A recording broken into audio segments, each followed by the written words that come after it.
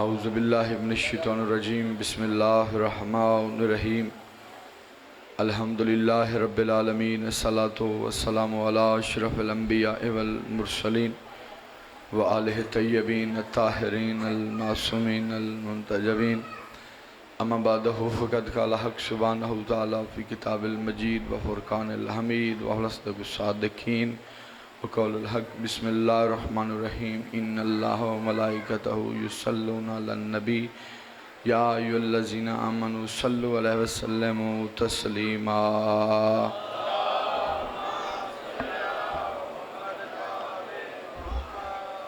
دعا ہے آل محمد کا عظیم خالق ہماری اس عظیم تر عبادت کو اپنی بارگاہ میں قبول فرمائے۔ رب کونین شہزادی کونین کے صدقے جتنے بھی ہاتھ دہلیز سیدہ سے خیرات مانگنے کے لیے آئے ہیں، میرا مالک سخی عباس کے کٹے بازوں کو صدقہ کوئی بھی ہاتھ خالی واپس نہ جائے۔ مالک اللہ جتنے مومن بے اولاد ہیں صدقہ جناب رباب کی خالی جھولی کا انہیں اولاد نرین عطا فرما۔ جتنے مومن بے روزگار ہیں صدقہ امام رضا بادشاہ کی نالین پاک کا انہیں وسیع رزق حلال عطا فرما۔ اس وقت تک کسی بھی علی ولی اللہ پڑھنے والے کی آنکھ موت کے لیے بند رہو جب تک حسین کے نوری محل کی زیارت نہ کر لے۔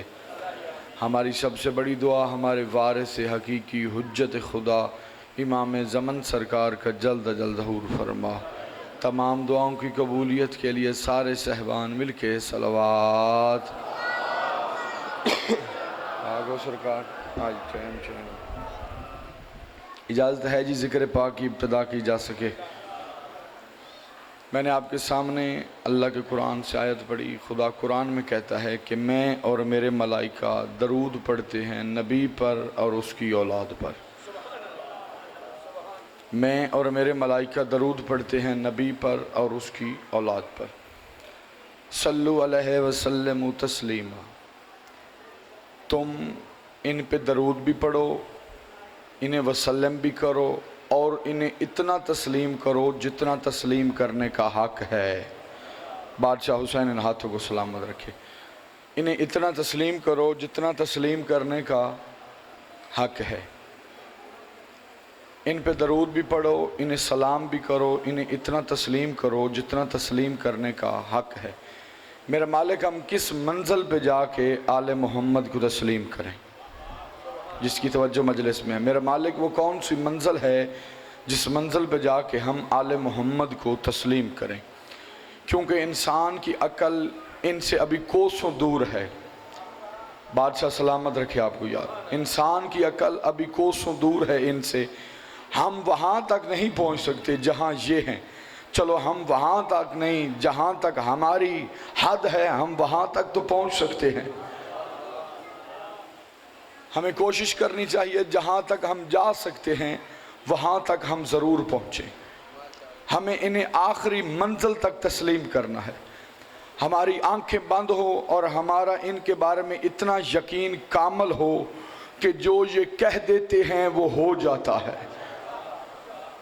کیونکہ ان کا لہجہ ہی حقیقت میں کن ہے۔ بادشاہ سلامت رکھے آپ کو، بسم اللہ سرکار۔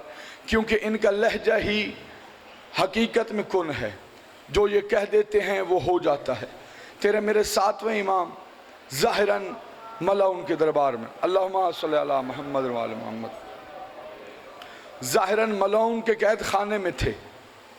میں نے ظاہراً لفظ اس لیے استعمال کیا ہے کیونکہ امام کبھی قید میں نہیں ہوتا۔ ظاہراً امام اس کے قید خانے میں تھے یا اس کے دربار میں چند اس کے پاس مہمان آئے۔ اس نے کہا کہ ہم نے سنا ہے کہ تیرے قید خانے میں رسول کا بیٹا قید ہے، تیرے قید خانے میں رسول کا بیٹا قید ہے اور ہماری خواہش ہے کہ ہم اس کی زیارت کرنا چاہتے ہیں۔ اس نے کہا ایک شرط میں موسیٰ کاظم کو دربار میں بلاؤں گا، جب وہ دربار میں آئے تو کوئی بھی بندہ کھڑا ہو کے اسے سلام نہ کرے، کوئی بندہ اسے کھڑا ہو کے سلام نہ کرے، کیونکہ اسے پتہ چل جانا چاہیے کہ اب ہاشمیوں کی حکومت ختم ہو گئی ہے، اب لوگوں کے ذہنوں میں بنی عباسیہ کا روب آ گیا ہے۔ تیرا میرا ساتواں امام زندان سے نکل کے اس کے دربار میں پہنچے۔ جب امام دربار میں پہنچے تو یہ ملعون اپنے مہمانوں کے سامنے کہکا لگا کے کہتا ہے یہ کہتے ہیں کہ غیب کی چابیاں ان کے پاس ہیں، یہ کہتے ہیں کہ غیب کی چابیاں ان کے پاس ہیں، حالانکہ جس زندان میں یہ رہتا ہے اس کی چابی میرے دروگا کے پاس ہے۔ جس زندان میں یہ رہتا ہے اس کی چابی میرے دروگا کے پاس ہے۔ اب نے کہا اس نے کہکا لگا کے ہنسنا شروع کیا۔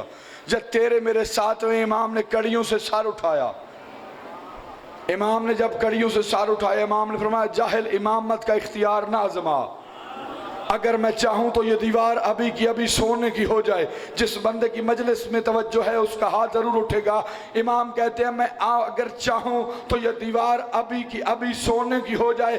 اتنا جملہ امام کا کہنا تھا، جب دیوار سونے کی ہونا شروع ہو گئی امام نے دیوار کی طرف دیکھ کے کہا جب میں نے تجھے کہا ہی نہیں تو سونے کی ہوئی کیوں؟ دیوار سے آواز آئی مولا جب آپ کہہ رہے تھے کہ اگر میں چاہوں تو ان حرامیوں میں سے ایک حرامی سوچ رہا تھا یہ کیسے ہو سکتا ہے، میں نے ہو کے بتایا ایسے ہو سکتا ہے۔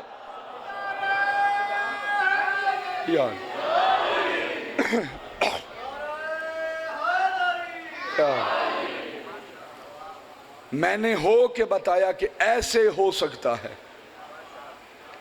انہیں منزل تسلیم پہ ماننا ہے، اتنا تسلیم کرنا ہے جتنا خدا تسلیم کروا رہا ہے۔ چلو ایک لفظ کہتا ہوں یہیں سے ایک موڑ، ایک دو جملے فضیلت کے، کہ جب رسول کی بیٹی دربار میں گئی تو سیدہ نے کہہ دیا تھا کہ یہ حق میرا ہے۔ جب سیدہ نے یہ کہہ دیا تھا کہ یہ حق میرا ہے، امت کو چاہیے تھا مان لیتی۔ اب مجھے بول کے بتاؤ امت منزل تحقیق پہ تھی یا تسلیم پہ؟ یہ کہاں سے آیا، کس نے لکھ کے دیا؟ چلو میں آپ کے سامنے ایک پس منظر پڑھنے لگا ہوں۔ یہ جو جاگیر فدق ہے یہ تھی کیا؟ یہ جو جاگیر تھی یہ تھی کیا؟ جب خیبر فتح ہوا، خیبر فتح کیا کس نے؟ بول کے یار تائید تو کر سکتے، خیبر فتح کیا کس نے؟ مولا علی نے۔ جب خیبر فتح ہوا، خیبر فتح ہونے کے بعد یہ یہودی خیبر چھوڑ کے ساتھ والی جاگیر فدق میں چلے گئے۔ وہاں جا کے انہوں نے اپنا بسیرا کر لیا۔ جب وہ وہاں پہنچے تو انہوں نے دوبارہ اسلام کے خلاف سازشیں کرنی شروع کر دی۔ تو پھر دوسری مرتبہ پھر رسول نے علی کو مکمل اختیار دے کے، مکمل مختار بنا کے، ہائے ہائے مکمل مختار بنا کے علی کو دوبارہ ان یہودیوں کے پاس بھیجا۔ جب مولا علی جاگیر فدق میں پہنچے، مولا علی یہ 7 ہجری میں خیبر فتح ہوا، 7 ہجری میں خیبر فتح ہوا، مولا علی پہنچ گئے جاگیر فدق میں۔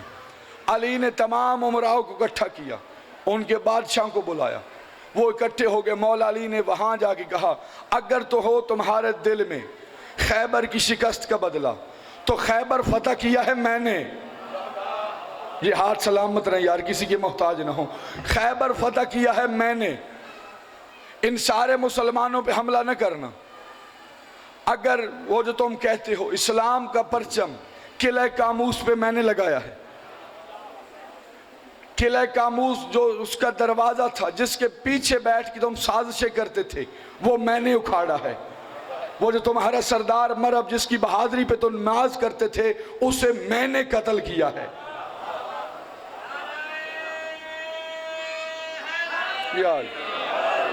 اسے قتل کیا ہے میں نے۔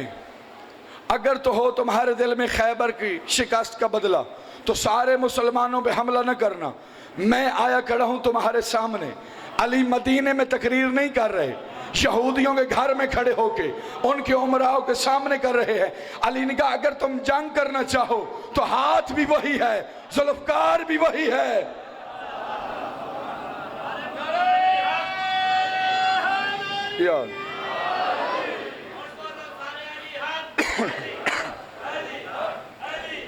علی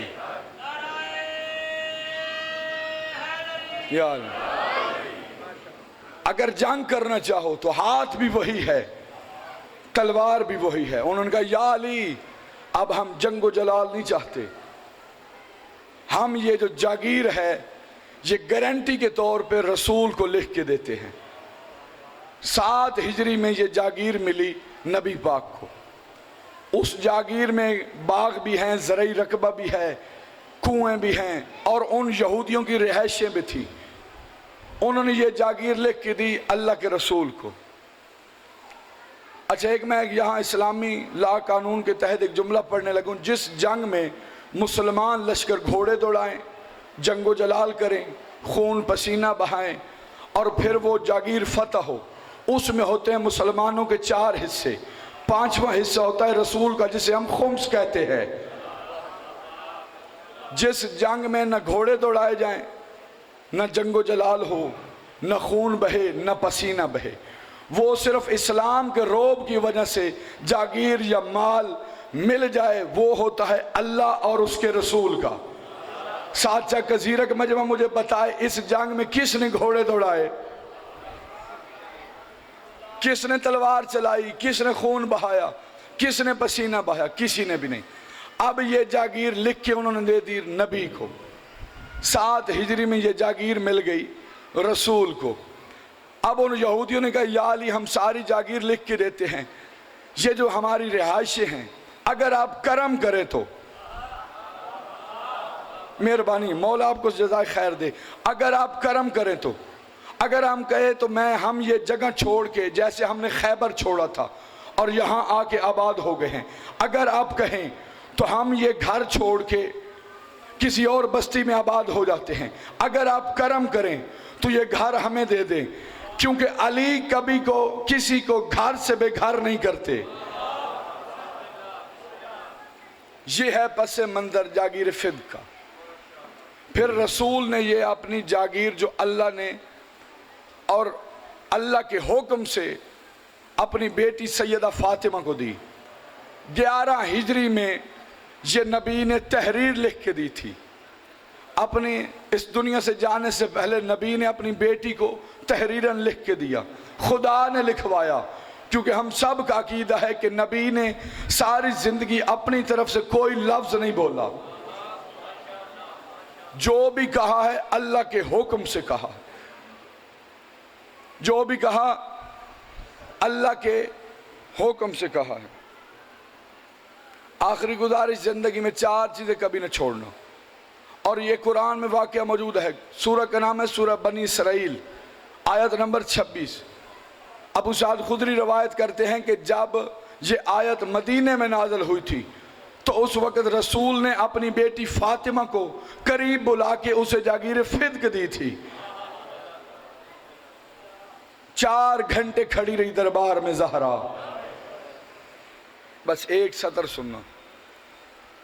4 گھنٹے کھڑی رہی دربار میں زہرا.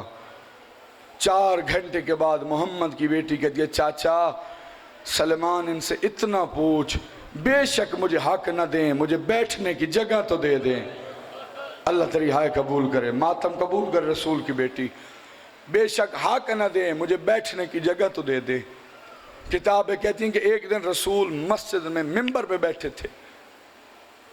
جب نبی ممبر سے اتر کے کھڑے ہو جاتے، پھر ممبر پہ بیٹھ جاتے. جس نے رونا ہے دیکھنا میری طرف، ہوتے لفظ ہے.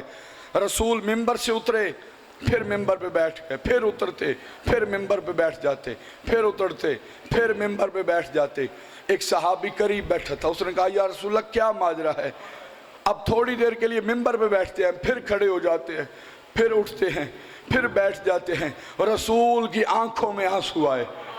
نبی رو کے کہتے سامنے والی دیوار سے فاطمہ گزرتی ہے. اللہ تیرا ماتم قبول کرے. سامنے والی دیوار سے فاطمہ گزرتی ہے تو خدا کہتا میرا حبیب کھڑا ہو جا. سیدہ کے ذہن میں وہی عزت تھی کہ میں بابے کے دربار میں جاؤں گی تو لوگ میری عزت کریں گے. 400 بندے کرسیوں میں بیٹھے تھے، رسول کی بیٹی دربار میں کھڑی رہی. ہر ایک کے ہاتھ پہ تحریر آئی کہ یہ مہر محمد کی ہے کہ نہیں، دستخط محمد کے ہیں کہ نہیں. 400 بندہ کرسیوں میں بیٹھا رہا، دربار میں چپ کر کے زہرا کھڑی رہی. اللہ تیرا ماتم قبول کر، رسول کی بیٹی پرسہ قبول کرے۔ یا ایک بندے کے ہاتھ پہ تحریر آئی، اس نے تحریر کو پھاڑنا شروع کیا، پھاڑ کے اس نے تحریر کو زمین پہ پھینکا۔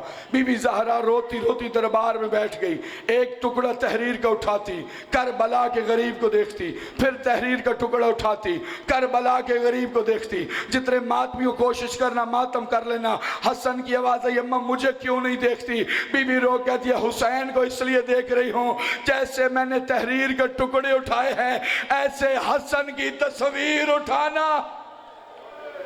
اللہ تیرا ماتم قبول کرے، رسول کی بیٹی تیرا پرسہ قبول کرے۔ جیسے میں نے سند کے پرزے اٹھائے ہیں ایسے حسن کی تصویر اٹھانا۔